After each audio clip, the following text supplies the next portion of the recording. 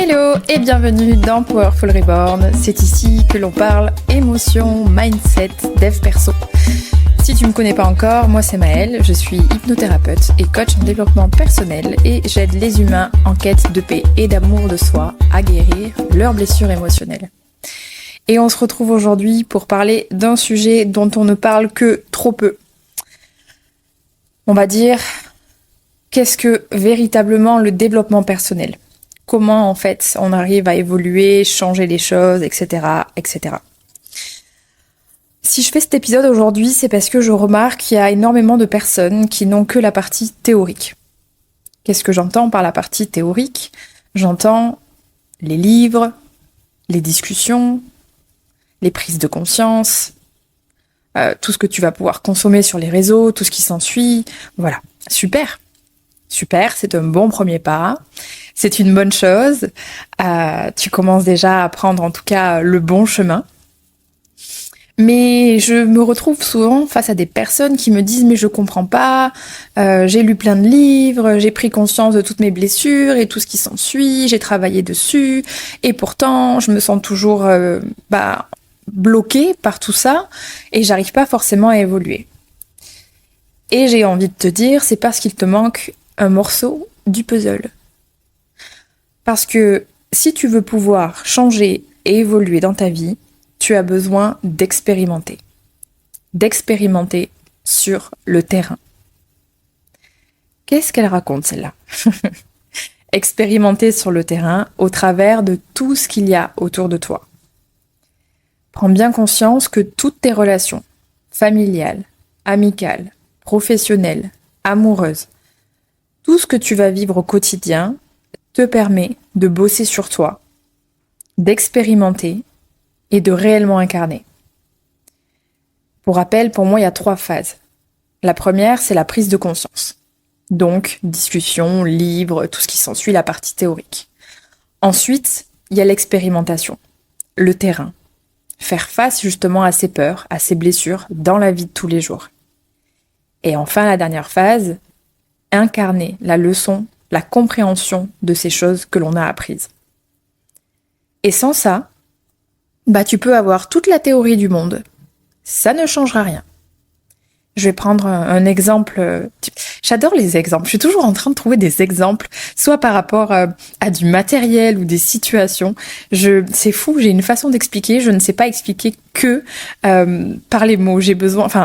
Par les mots, mais j'ai besoin de faire une image des choses. C'est très rigolo. Bref, voilà, prise de conscience.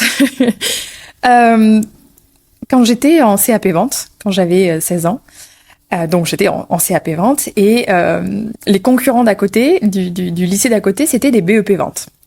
Alors, quelle est la différence entre un BEP et un CAP ? Un CAP, en gros, selon les écoles, t'es 3 semaines en entreprise, 1 semaine à l'école.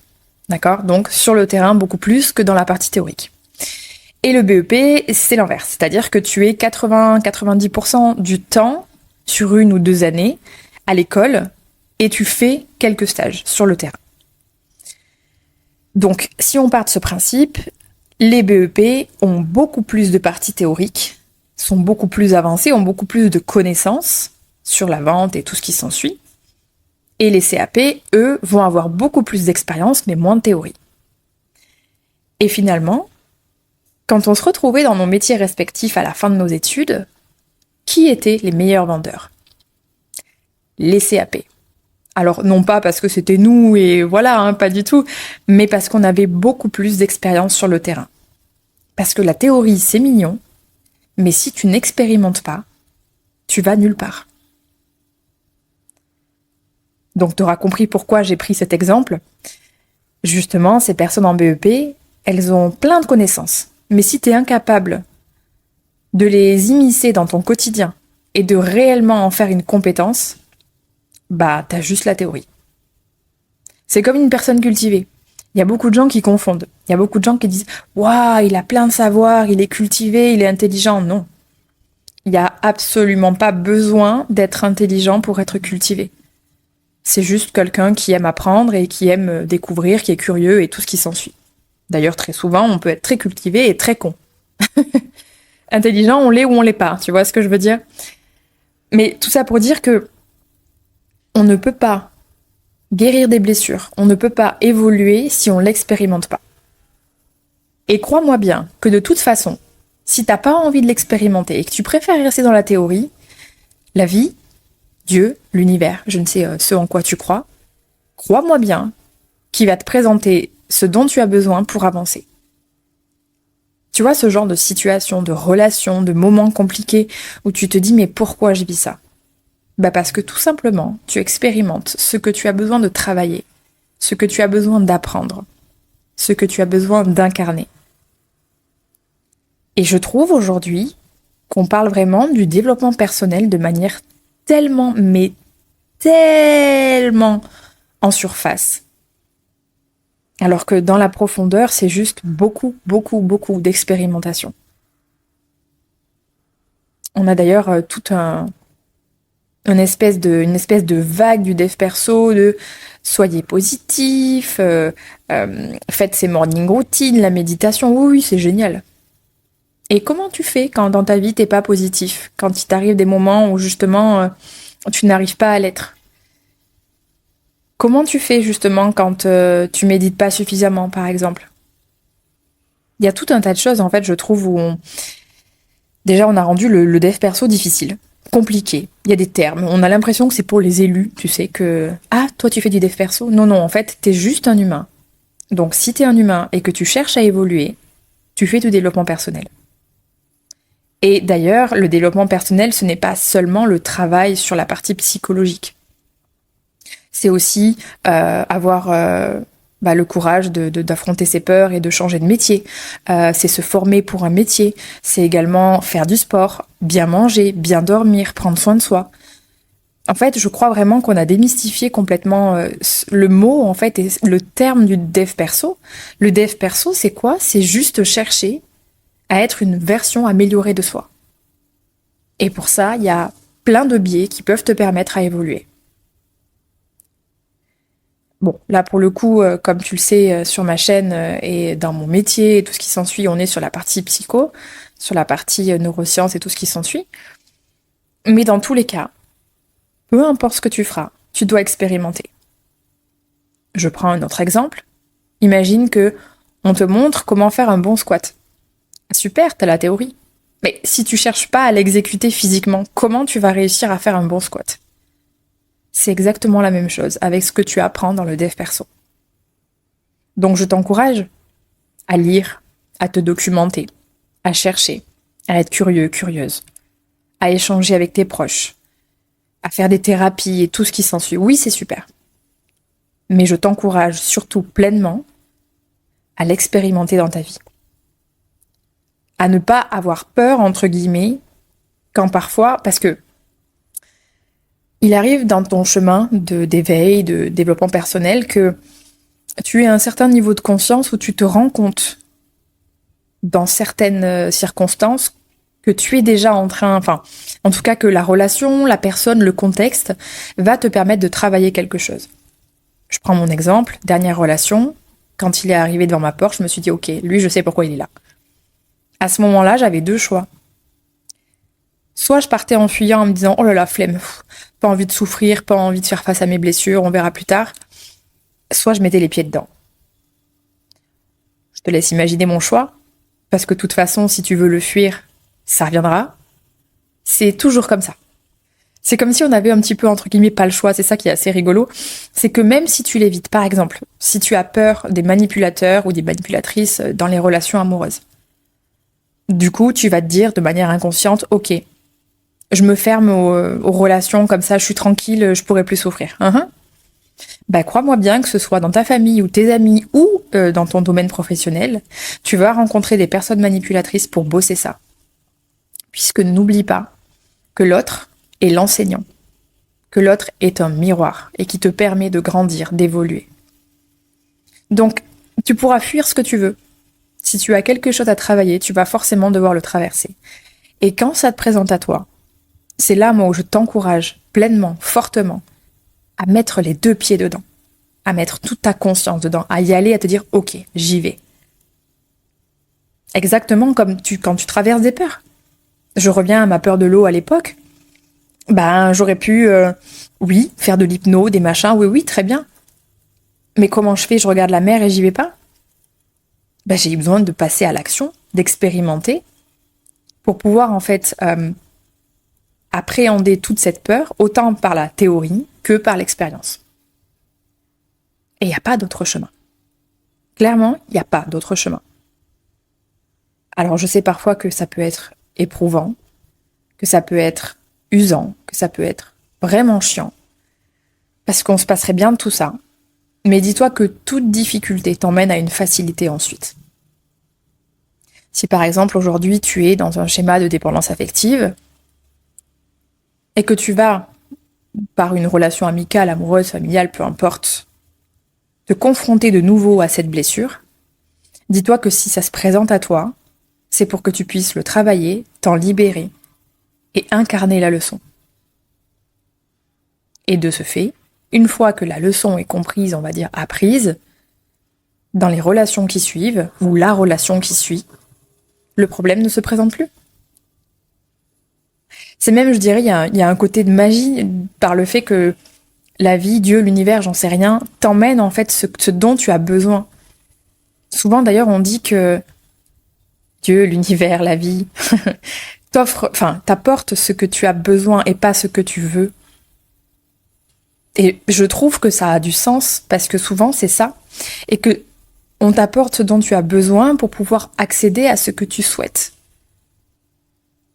Mais cette expérimentation, tu ne peux pas la fuir.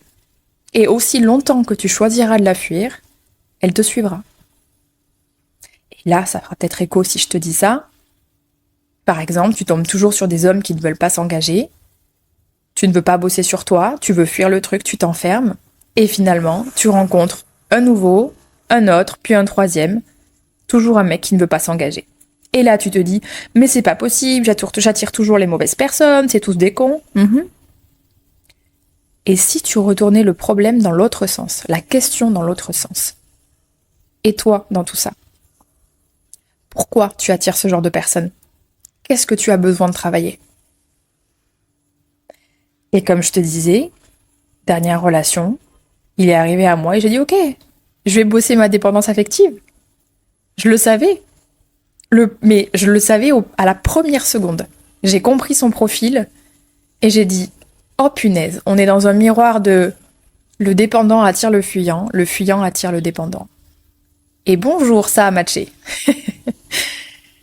Mais avec la conscience sur tout ça, c'était beaucoup moins difficile à appréhender parce que j'ai pas été étonnée en fait. J'ai pas du tout été étonnée de me dire mais mince, qu'est-ce qui se passe? Je souffre, je comprends pas et machin. Non, non, non, pas du tout. Je savais en y mettant les pieds. Ça change complètement la dynamique et en plus de ça, quand tu comprends également que l'autre n'est pas là pour te heurter, mais seulement pour t'enseigner, et que du coup c'est toi vs toi, et que ça n'a rien à voir avec l'autre, je peux te dire que la dynamique à ce sujet change également. Mais genre vraiment. Et ça fait toute la différence. Et du coup, c'est comme ça que tu arrives à créer de nouvelles ressources, que tu arrives à avoir d'autres compréhensions, que tu arrives à changer tes réactions face aux événements, face aux émotions. Il y a des années de ça, dans cette relation-là, je me serais pété les dents.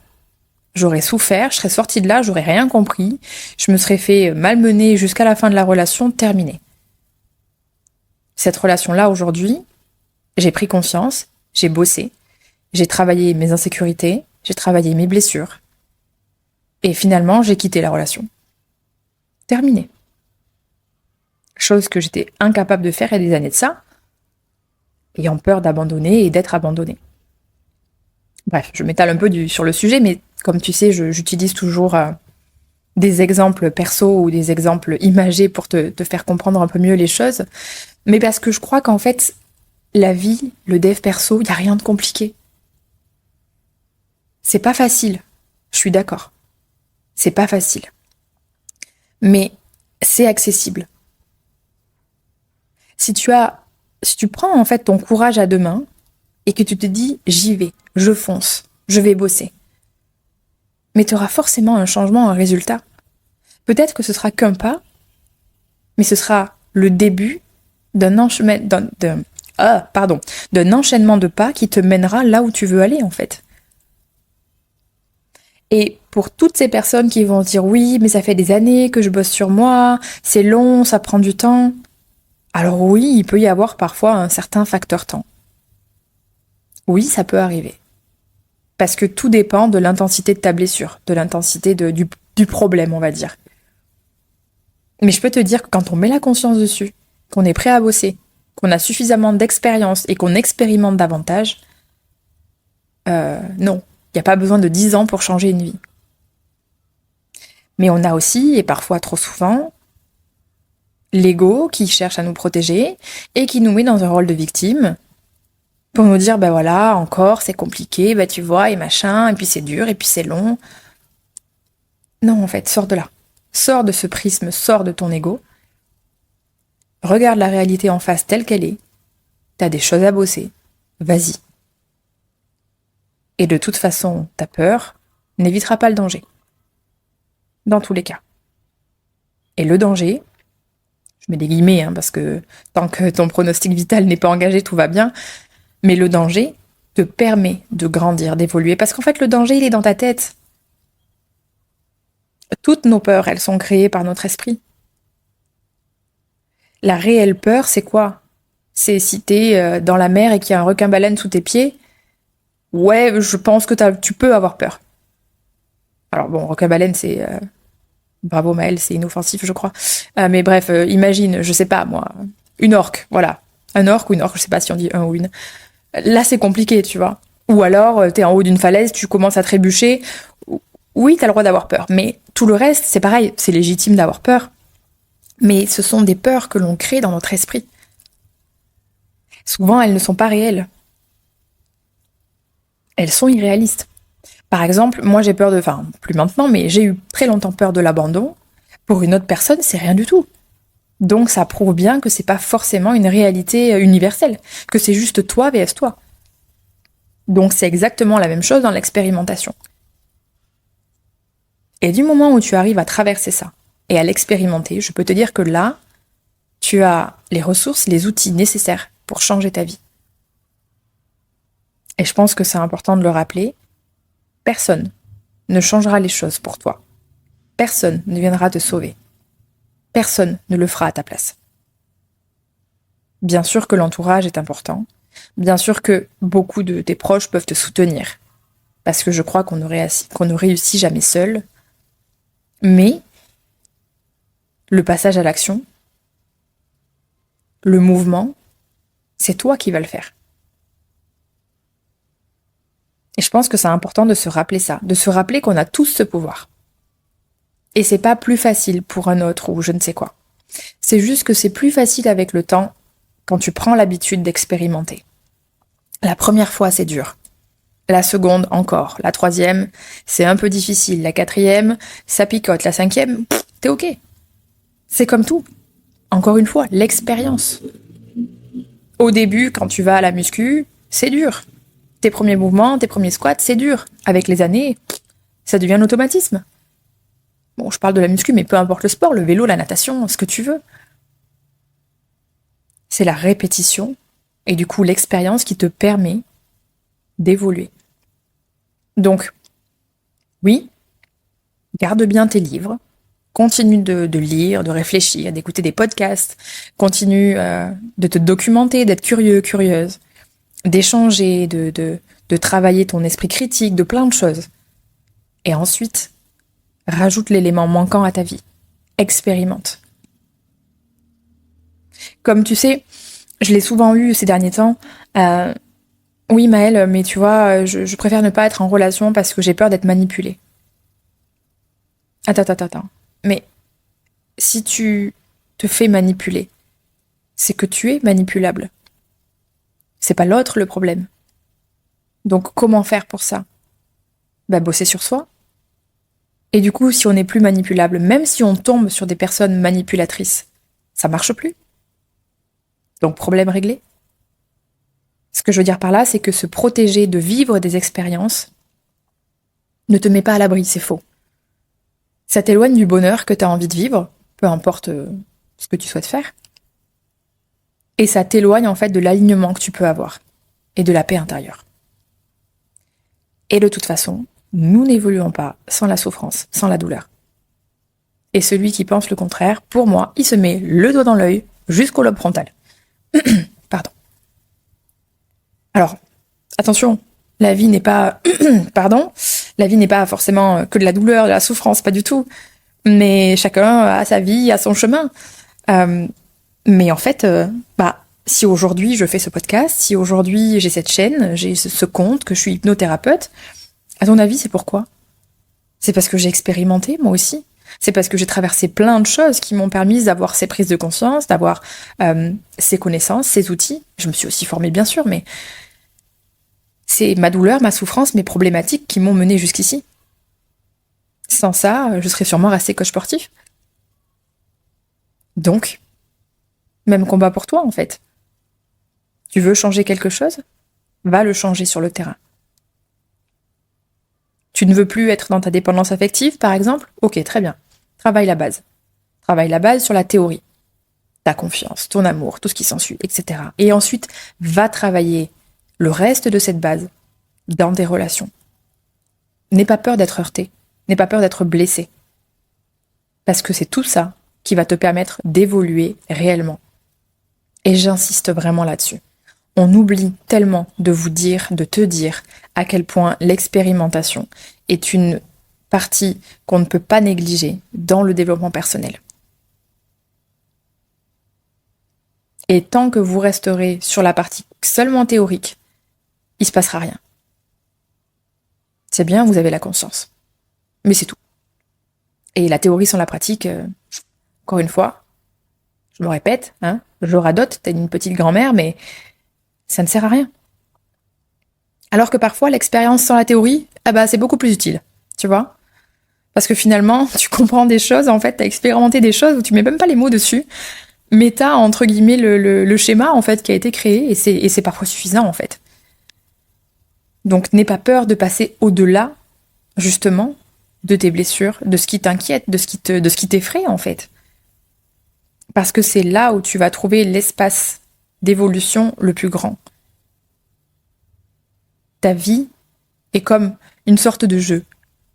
Alors, je m'entends quand je dis ça, on n'est pas des Sims, mais t'as des choses à régler.